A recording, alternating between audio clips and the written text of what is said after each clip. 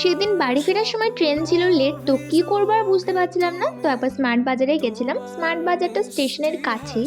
আমি না স্মার্ট বাজার বা মলের এই ডিনার সেট বা কিচেনের জিনিসপত্রগুলোর এই সেকশনটা দেখে আসিই না।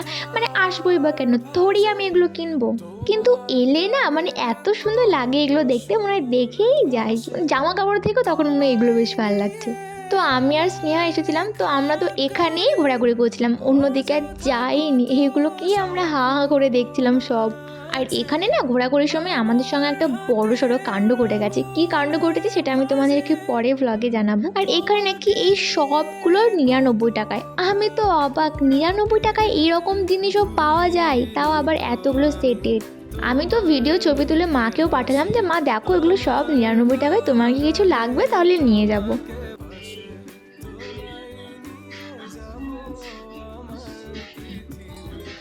এই গানটা ছোট চল।